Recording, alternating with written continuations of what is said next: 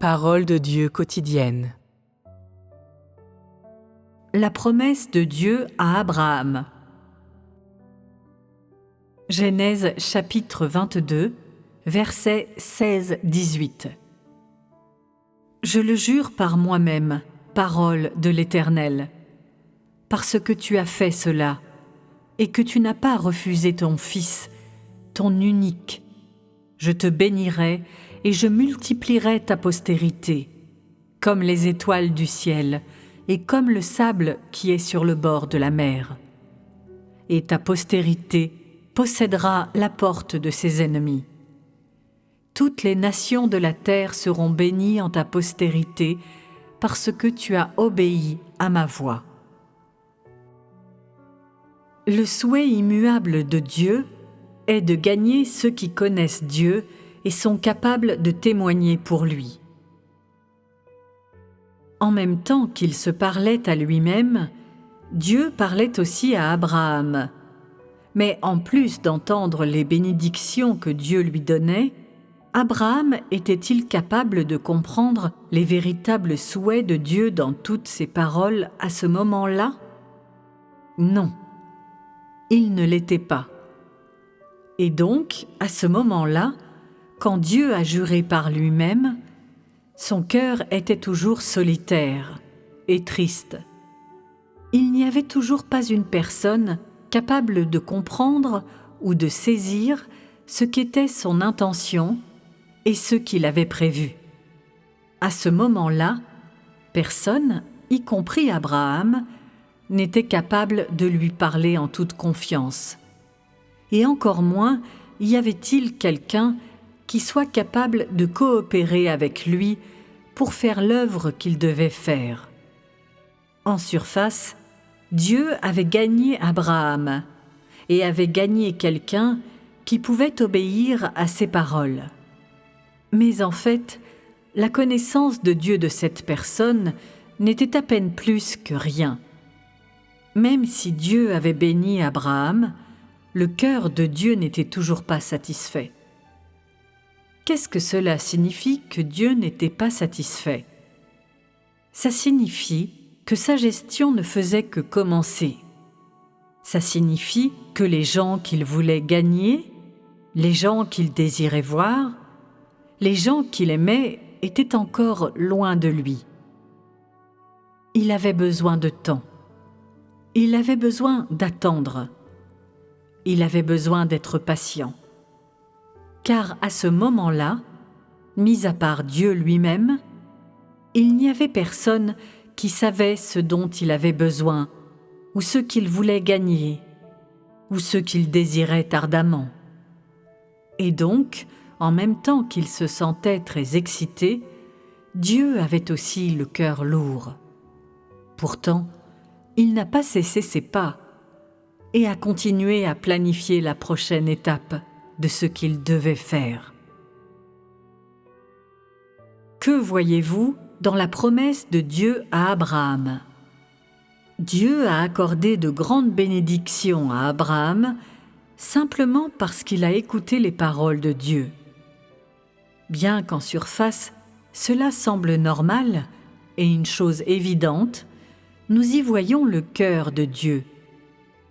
Dieu chérit particulièrement l'obéissance de l'homme à son égard et chérit la compréhension que l'homme a de lui et sa sincérité envers lui.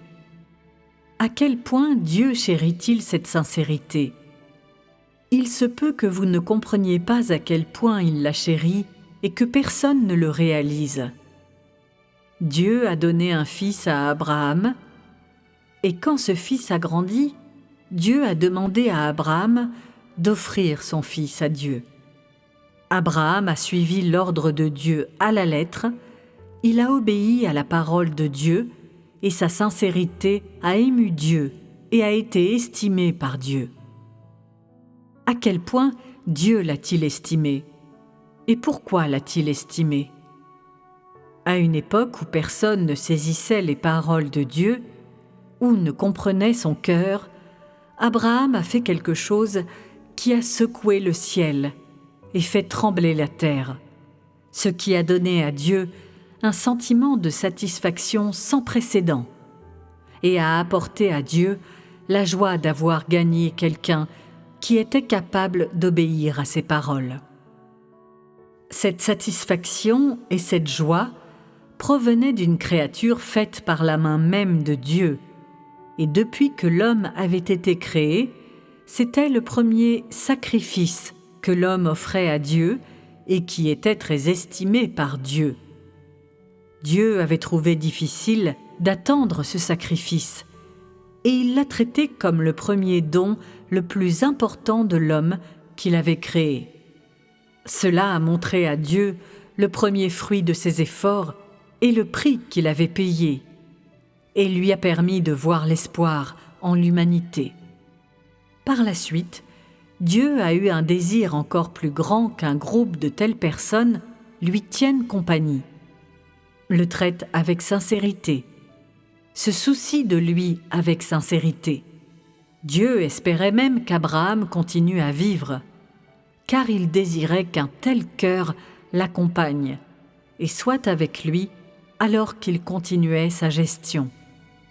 Peu importe ce que Dieu voulait, ce n'était qu'un souhait, qu'une idée, car Abraham était simplement un homme qui pouvait lui obéir et n'avait pas la moindre compréhension ou connaissance de Dieu.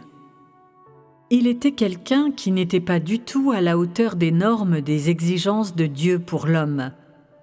Connaître Dieu, être capable de témoigner de Dieu et être d'accord avec Dieu. Et donc, il ne pouvait pas marcher avec Dieu. Dans l'offrande d'Isaac par Abraham, Dieu vit la sincérité et l'obéissance d'Abraham et vit qu'il avait passé le test de Dieu pour lui.